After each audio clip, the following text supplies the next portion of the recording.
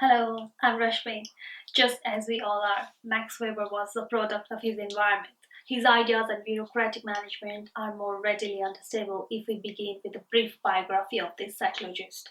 Born in 1864 Germany, Weber was brought up in a highly political and intellectual household. He attended the University of Heidelberg as a law student in 1882 and served in the army in 1885 until 1888.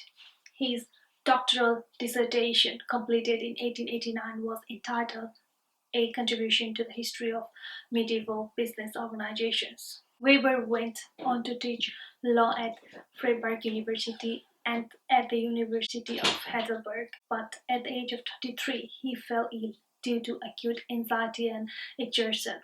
This was the beginning of what was to become a lifelong battle with mental illness. Due to his mental breakdown, he was unable to teach for the next 5 years of his life. In the year of 1905, he wrote his most famous book called The Protestant Ethic and the Spirit of Capitalism. What exactly is bureaucratic management? In the late 1800s, Max Weber disliked that many European organizations were managed on a personal family like basis and that employees were loyal to individual supervisors rather than to the organizations. He believed that organizations should be managed impersonally and that a formal organizational structure where specific rules were followed was important. In other words, he didn't think that authority should be based on a person's personality.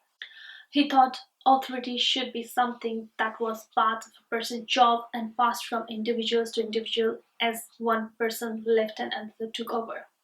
This non-personal objective form of organization was called a bureaucracy. In one sentence, it is a formal system of organization that is based on clearly defined hierarchical levels and roles in order to maintain efficiency and effectiveness. What characteristics does the bureaucracy theory have?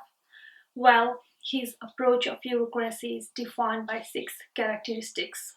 First, formal hierarchy structure. This means that individuals with a higher position will direct and watch over individuals of lower position. Second, management by rules and regulations. Bureaucracy follows a consistent set of rules that control the functions of the organization. Management controls the lower level of the organization's hierarchy by applying established rules in a consistent and predictable manner.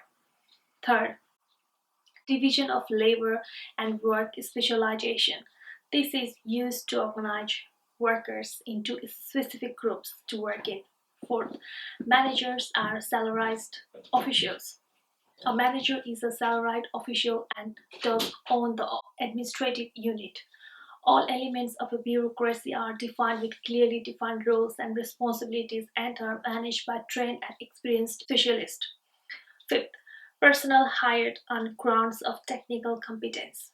Competence and not the personality should be basis for job appointment.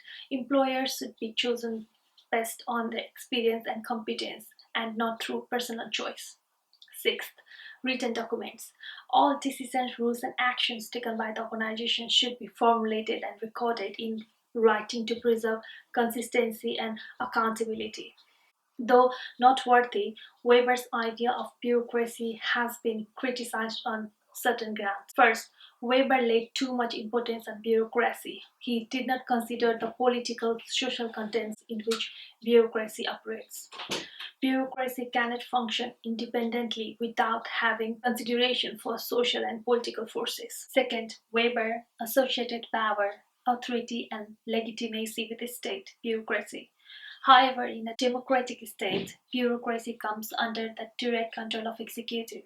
Weber underestimated the role of legislatures, elected representatives, in exercising control over bureaucracy. Third, in the era of privatizations, liberalization and globalization, government bureaucracy as advocated by Weber has less significance than rather than the times when Weber wrote on bureaucracy.